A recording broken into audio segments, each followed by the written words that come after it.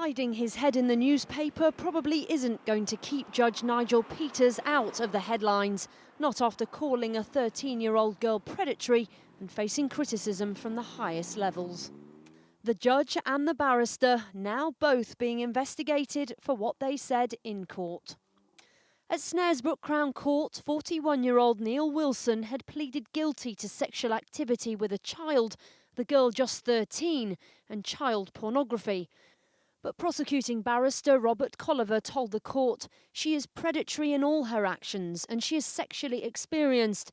There was sexual activity, but it was not of Mr. Wilson's doing. You might say it was forced upon him, despite being older and stronger than her. The judge gave him a suspended sentence because he said, on these facts, the girl was predatory and was egging you on. I think the CPS are absolutely right to say that what one of the lawyers said was not appropriate. It isn't appropriate. We need a criminal justice system that stands up properly for victims. The victims of crime should always be at the centre of our thinking. It is rare for the Crown Prosecution Service to criticise one of its own prosecutors. It has now launched a review into the case and the barrister has been dropped from any sex abuse cases at the moment. The prosecutor told the court Neil Wilson had invited the girl back to his house after she'd asked him to buy her cigarettes. He told her they'd have to stop seeing each other because they could get into trouble. Yet she had taken her clothes off, started kissing him and initiated further sexual contact.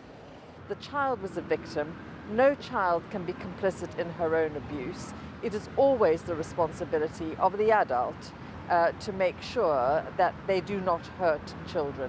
Children should never, ever be held responsible for their own abuse. The sentence handed down at Snaresbrook Crown Court is now being reviewed by the Attorney-General, while others investigate the words that accompanied it. Simply to focus on the judge and the barrister is looking at the end of the process. Let's look at how this started. And in my view, it may have started with the police and it may have started with the Crown Prosecution Service. The judge and the barrister now facing their own judgment. Lucy Manning, ITV News.